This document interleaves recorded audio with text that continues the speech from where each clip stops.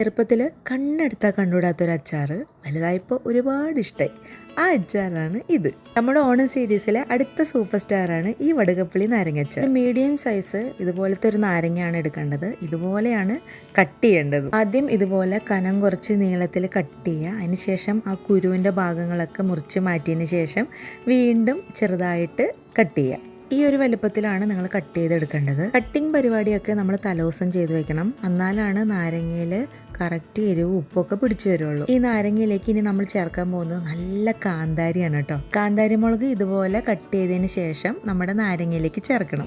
ശേഷം നമ്മൾ പാകത്തിന് ഉപ്പും കൂടിയും ചേർത്ത് നന്നായിട്ട് മിക്സ് ചെയ്ത് അടച്ചു വെക്കണം. കാന്താരി മുളകിൻ്റെ എരിവും നാരങ്ങയുടെ ആ ഒരു പുളിയും ഉപ്പൊക്കെ ചേർന്ന് നല്ലൊരു ചൊടിയുള്ള അച്ചാറാണിത്. പിറ്റേ ദിവസം ആകുമ്പോഴത്തേക്കും നമ്മുടെ വടുകപ്പുളി നാരങ്ങയിലേക്ക് കാന്താരിയും ഉപ്പൊക്കെ പിടിച്ച് സെറ്റായിട്ടുണ്ടാവും. ഇനി നമുക്കൊരു കൂട്ട് തയ്യാറാക്കി എടുക്കണം. 2 ടേബിൾ സ്പൂൺ മുളക് പൊടിയും 1/4 ടീസ്പൂൺ മഞ്ഞൾപ്പൊടിയും ഒരു 1/2 ഗ്ലാസ് വെള്ളം കൂടി ചേർത്ത് ഇതുപോലെ ഒരു മിക്സ് ആക്കി എടുക്കുക. ബാക്ക്ഗ്രൗണ്ട് നല്ല നോയ്സ് ഉണ്ട്, ഒന്ന് ക്ഷമിക്കണേ. നമ്മുടെ ഈ കൂട്ടില്ലേ ഒരുപാട് വെള്ളമാവാനും പാടില്ല, എന്നാൽ തീരെ കട്ടിയാവാനും പാടില്ല കേട്ടോ. ഇനി ചൂടായ വെളിച്ചെണ്ണയിലേക്ക് 1 ടേബിൾ സ്പൂൺ കടുകും 1/4 ടേബിൾ സ്പൂൺ ഉലുവയും വറ്റൽ മുളകും അതുപോലെ കറിവേപ്പിലയും കൂടി തളിക്കുക. എന്നിട്ട് നമ്മൾ നേരത്തെ റെഡിയാക്കി വെച്ച ആ കൂട്ട് ഇതിലേക്ക് ചേർത്ത് പച്ചമണം മാറുന്നവരെ കൈവിടാതെ ഇളക്കുക. എല്ലാം ലോ ഫ്ലെയിമിൽ ചെയ്യാൻ മറക്കരുത്. ഇനി ഇതിലേക്ക് ആവശ്യത്തിന് കായപ്പൊടിയും കൂടിയും ചേർത്ത് ഒന്നുകൂടെ മിക്സ് ചെയ്യുക.